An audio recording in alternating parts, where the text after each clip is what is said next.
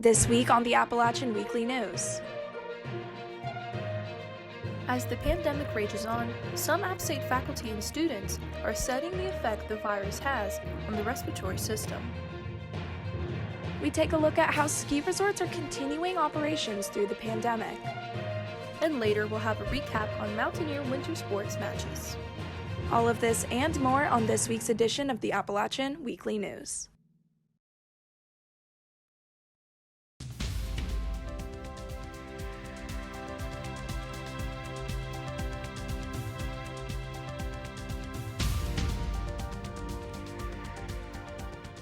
Afternoon, and thank you for joining us on this Friday, February 5th. Live from the Beasley Media Complex in Boone, this is the Appalachian Weekly News. I'm Xanayra Marin-Lopez. And I'm Grace Smith. We begin with the tragic news that an App State student passed away earlier this week. 20-year-old Payton Furr was found unresponsive in her apartment at 161 Howard Street. The cause of Furr's death will be determined with an autopsy and toxicology report. The Boone Police Department does not suspect foul play and are investigating the incident. Investigations Division Lieutenant John Howick says, quote, "This family deserves to know the facts surrounding what happened to Payton, and we extend our condolences to the Furr family," unquote. The university confirmed Furr's death on Monday. Megan Hayes from University Communications says, quote, "Our hearts are with Payton's family during this very difficult time.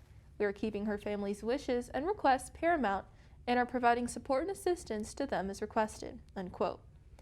And now, a moment of silence in memory of Payton Furr.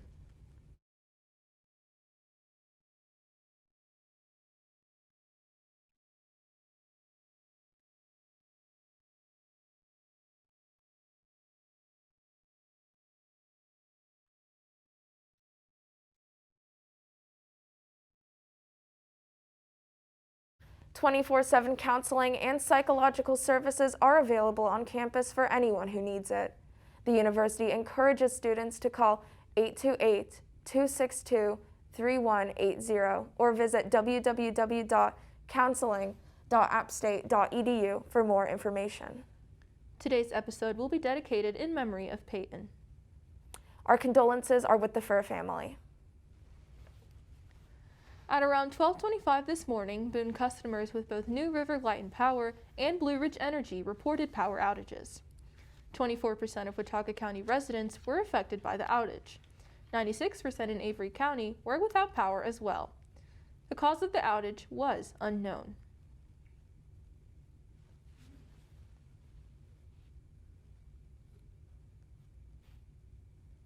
With campus having opened up in the past few weeks, App State continues to monitor COVID-19 cases. There are currently 32 active cases in students and 2 in employees. All active cases are currently in isolation. Since the beginning of the new year, there are 198 cumulative cases. App State has the 7th highest COVID numbers out of the North Carolina state schools.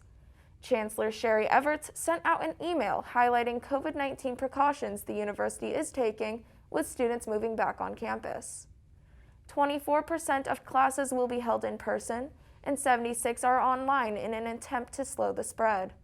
Since January 1st, App Healthcare has conducted over 4,000 tests with a 2.6% positive rate.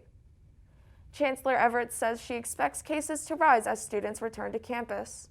She says, quote, "Our students, faculty, and staff have demonstrated that they follow our on-campus COVID-19 prevention measures," unquote. Everts also says the App State's application to be a public vaccine distribution center for the COVID-19 vaccine has been submitted to the NC Department of Health and Human Services. App State expects to receive new cold storage units made to hold the COVID-19 vaccine. The university will receive 4 mobile Sterling ultra-cold freezer units. Altogether, they will hold 116,200 vials of the COVID-19 vaccine. The university recently submitted an application to the North Carolina Department of Health and Human Services to become a vaccine distribution site. Margaret Baumgartner is the Administrative Director of Student Health Services. With vaccine distribution happening soon on campus, she says these freezer units are a great addition. Your application, you demonstrate that you have the correct way to store the vaccines. I had to submit modeled numbers and pictures of our freezers and refrigerators to ensure that they're sufficient. Garner says that we can expect vaccine distribution in the late spring. One group of App State students are working on a scientific study to see the effects that COVID-19 will have on the body. Our correspondent Katie Garceron has the story. COVID-19 is a new disease, and we still don't know the full extent of its effects on the body. App State professors and students are trying to change this with a new study. Dr. Stephen Ratchford is an assistant professor at App State and one of the head researchers for the study. He says there is nothing more important than studying the long-term effects of COVID-19. There is nothing on the planet that I think is more important right now than to understanding the long-term health implications of COVID-19. That I think there's too many individuals that think that they just initially get sick and then they recover and then they're perfectly fine, and time will tell if that's actually true or not. So, students are working alongside Dr. Ratchford to complete the study. I spoke with second-year graduate student Felicia Province about her research. She says the experience has been rewarding in more ways than one. So it's been rewarding to kind of see people and see how they're progressing. Also, personally, it gives me a lot of experience with research and different measurements, and also different opportunities for publications and just kind of getting my name out there. But yeah, I think it's just good to reach out to different people and just try to find a way to help like the medical community. Hopefully this study will reward us all with some more information on how this disease is affecting our bodies after we think it's gone. For the Appalachian Weekly News, I'm Katie Garceron. Qualifying students received a surprise one-time payment of $186 in their bank accounts this past week. This one-time payment comes from the CARES Act, which former President Donald Trump signed last March. The bill aids citizens from the economic fallout caused by the COVID-19 pandemic. App State announced in an email that all students who received CARES aid in 2020 were eligible for this payment. The money is directed to be used for things such as food, housing, course materials, technology, and other things that have been hard to come by since the pandemic. App State students moved back into their dorms earlier this week, but there's a lot of guidelines they have to follow for safety in the residence halls. On-campus students can look forward to required changes, such as submitting a negative COVID-19 test and moving in by only appointment. Students who moved in last Saturday and Sunday will have a second round of COVID testing due this weekend. Testing is available on campus through Student Health Services. You can schedule an appointment for rapid COVID-19 testing in MedPortal. For more information, go to www.ncdhhs.gov to find a testing site near you. Speaking of university housing, our correspondent Ayanna Willoughby has an update on changes to dorm room laundry. Instead of swiping their app cards or paying with spare change, App State students will be able to do their laundry for free this semester. Because I used to take my laundry home so I didn't have to pay for it, but now I can just do it and not worry about it. According to Tom Kane, the director of university housing, quote, "Free laundry was a proposal from the Residence Hall Association students that the university approved last year. This is the first year for free laundry to be in effect. This was not related to the COVID-19 concern," end quote. I think it's great. I really hope it stays, but I think it's, 50-50 with the whole thing. But hey, who knows? Maybe it'll stay and that'll be amazing. This is the first time in App State history that laundry has been completely free of charge for on-campus students. Free laundry can save students around $80 per semester. Although this incentive was not a result of the COVID-19 pandemic, students have one less thing to worry about. For the Appalachian Weekly News, I'm Ayanna Willoughby. For students looking to use the food pantry as a resource this semester, our correspondent Quadesia Rivers tells you what's available. The Mountaineer Food Resource Hub remains open this academic year. Even though the hours may have varied, the organization continues to still help those in need. The Sustainability Office has worked with locals over the years to provide wholesome goods to the community. The Food Hub's goals focus on aiding the food insecure and educating the community on sustainable living. Assistant Chief Executive Officer Alex Greider introduces stable bags. The bags provide a variety of goods such as food, personal hygiene items, and even winter gear. We are now open by appointment only. Somebody can arrange a time almost at any given time to come and meet you. And we do have pre-made bags ready, and we can give you a staples bag, we can give you a breakfast bag, a veggie bag, a personal care bag, whatever it is that you might need.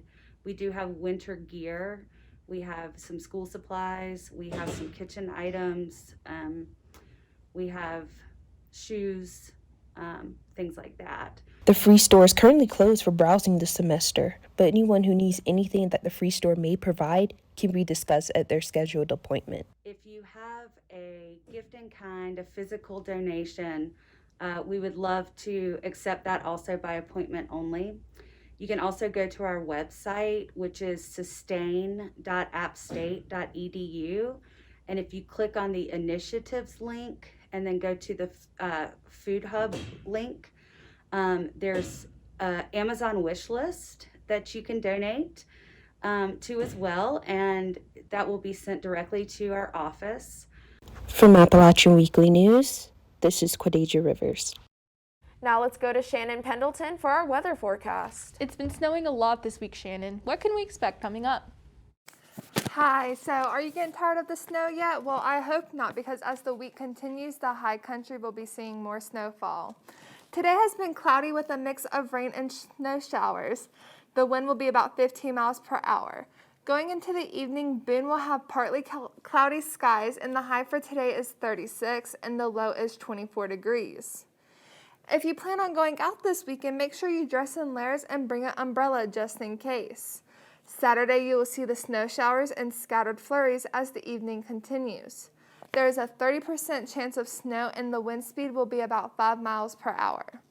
The high for today is 41 and the low is 26 degrees. There will be less than 1 inch of snowfall.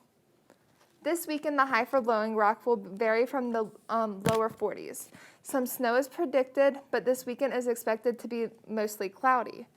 In Beach Mountain, the high for this weekend will bounce around from the upper 40s to the mid 30s. There is a slight chance of rain, and there is a chance we could see some snow. In Seven Devils, the high for this weekend will vary from the lower 40s to the mid 30s. There will be some snow showers with a slight mixture of rain. There is a wind advisory warning in place around the high country, so make sure you are staying warm and being careful when going outside. Looking ahead into next week, Sunday is expected to be partly cloudy with a high of 45 and a low of 25 degrees. There will be some peaks of snow throughout the day with wind speeds about 5 miles per hour. Monday and Tuesday will bounce around into the mid to upper 40s and then drop back down into the 30s on Wednesday and Thursday, finishing out the week at a chilly 29 degrees. As the week continues, we'll be expected to have a few more days of sunshine coming through, but snow is expected later on. So make sure you enjoy the little bit of sunshine while it lasts. Back to you, Xanayra and Grace. Thanks, Shannon. Look like a perfect time with the snow coming to hit the slopes. Speaking of which, if you're looking to hit the slopes like Xanayra is, our correspondent Grace Powers has the story on how COVID-19 has affected Beach Mountain. During winter months, ski resorts can be some of the most popular destinations in the high country. I'm here at Beach Mountain Resort to find out how they're altering their operations to keep guests safe from COVID-19. Each year when the snow starts falling, thousands of guests travel from near and far to experience the winter sports the high country has to offer. I spoke to Talia Freeman, Director of Marketing at Beach Mountain, about the measures being taken to keep riders safe on the slopes amidst the pandemic. So we bought an ISO-Clean cleaning system, so we spray all the facilities each day. That was a pretty substantial investment. And, just continuing that effort. In addition to those safety measures, the resort has limited their capacity for indoor facilities as well as the number of rentals they have available. All staff and guests are required to wear face coverings, which Freeman says it has been difficult to enforce. You're getting customers from all over the Southeast, from a lot of states that don't have any kind of restrictions. So, they're coming here, and it's really catching them off guard because they're having to wear a mask. I talked to a skier visiting Beach Mountain to get their thoughts on the safety precautions in place at the resort. And how do you feel about the mask mandate or the other precautions in place to keep people safe from COVID here at Beach? I think it's fine as long as we still get to ski, so that's what we have to do so we can still ski, that's fine. But as long as everyone's keeping 6 feet apart, I think it would be fine. If you're eager to get out here and hit the slopes, just make sure to bring your mask and stay 6 feet apart from other skiers and snowboarders. For Appalachian Weekly News, I'm Grace Powers. Boone Town Council has approved a plan for climate neutrality. Our correspondent Mia Mendez has the story. It's easy to see why so many App State students are drawn in by the beauty of Boone. Boone Town Council is hoping to keep that beauty around with a new plan for climate neutrality. Boone Town Council this past Thursday adopted a climate and ecological emergency declaration after passing this resolution. But what does that mean for the future of our high country home? Phasing out the use of fossil fuels and reducing carbon emissions are on the forefront for the unanimously approved climate resolution for the town of Boone. This resolution calls for an annual reduction of 5 to 7% in greenhouse gas emissions and aims to create a more sustainable future for Boone as a whole. This climate resolution is not a new idea for the town of Boone, and in December of 2016, Boone became the first municipality in the U.S. to call for 100% clean energy by the year 2050. While it may not be a new idea, student leaders on campus hold a lot of responsibility in making this resolution a reality. SGA Director of External Affairs, Adam Zebza, explains that, quote, climate justice is not just one-sided, so we must involve everyone, including local utilities, end quote. Along with reduced greenhouse gas emissions, the utilization of clean and renewable energy is on track to be achieved by 2040 through the resolution, and residents are encouraged to use renewable energy sources. Local utilities company New River Light and Power is run and operated by Appalachian State. By having residents move to renewable sources of electricity by 2040 could mean a change in business model for the New River Light and Power. With all of that being said, the future of Boone is looking greener. With the Appalachian Weekly News, I'm Mia Mendez. After the expiration of House Bill 2, popularly known as the Bathroom Bill, town councils all over the state are taking the initiative to make their own anti-discrimination policy against those in the LGBT+ community. Our correspondent Hadassah Rivera has the story on how this is being done in Boone. Boone Town Council is considering an LGBTQ+ non-discrimination ordinance. This comes after the expiration of House Bill 142, which prohibited the passing of any anti-discrimination legislation. According to Equality NC, a similar ordinance has been passed in the cities of Durham, Greensboro, Hillsborough, Carrboro, and Chapel Hill. We live in a culture that is highly divided on specific issues all across the board, and I think one of the problems is there's a lot of prejudice around, and I'm talking about on all sides, that without seeking understanding for how people have been hurt or discriminated against, people can form preconceived ideas, and I think we all can be guilty of that if we're not careful. According to an article from the Watauga Democrat, councilperson Dustin Hicks said a lot of strategizing goes on with the LGBTQ+ community, such as applying for jobs or even obtaining housing. I spoke to App State employee Gary Nichols, who gave his thoughts on how he believed the ordinance would impact the Boone community. I think it will make people feel more open, more empowered, that if there is discrimination, they have something that's going to protect them and help them. Nisha Shrivastava, a sophomore at App State, explained that as a member of the LGBTQ+ community, she is in full support of the ordinance. Any legislation that can be passed to prevent discrimination should be passed, because LGBTQ+, the community, deserves to be treated with respect and dignity in all aspects of life. Councilperson Nancy LaPlaca said they're hoping to pass the ordinance within the next couple of meetings. Yeah, I think it's really wonderful that young people are so concerned with the welfare of each other, because I feel like that's what I see. The young people are very much tuned in that everybody has to be okay. And I think that's a really beautiful thing.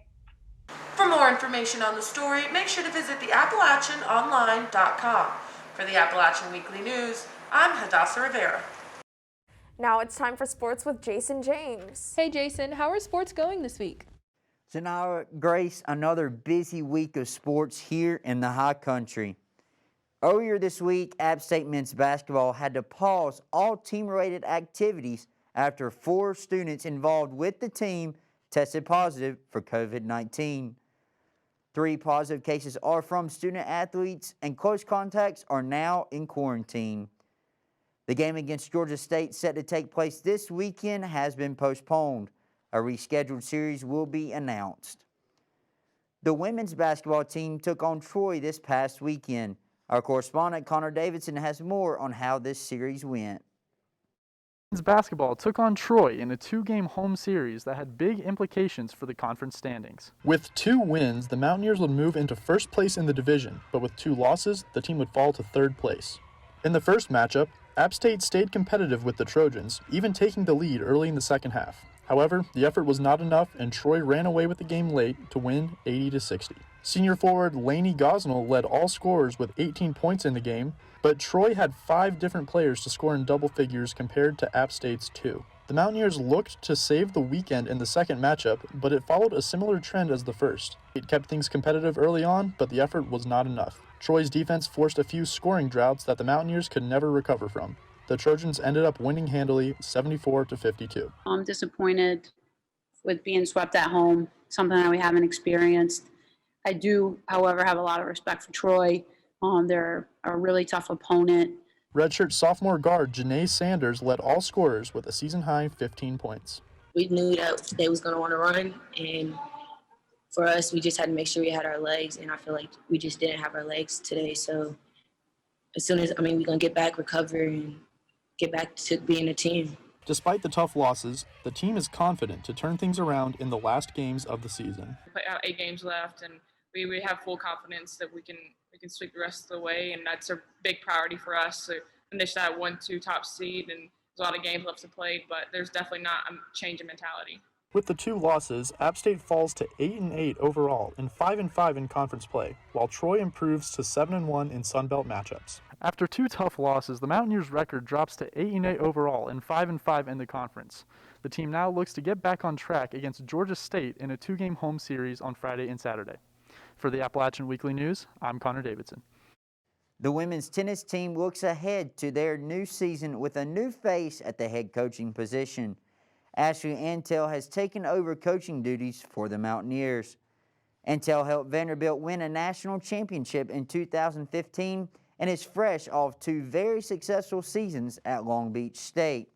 In their first match of the season, the Mountaineers fell to North Carolina State 0-7. They now prepare for a matchup against Western Carolina here in Boone on Saturday, February 13th at 3 in the afternoon.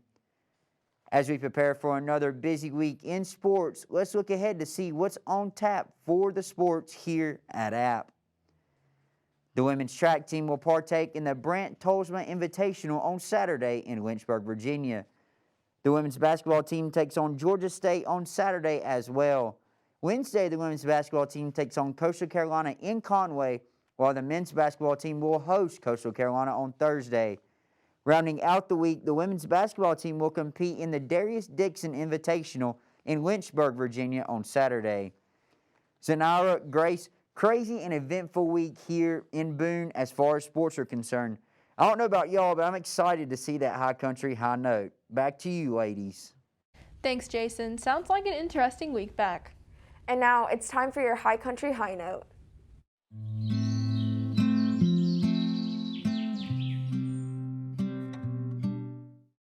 Valentine's Day is coming up. Our correspondent Anna Muckenfuss has the story about how you can make the day special for some local nursing home residents.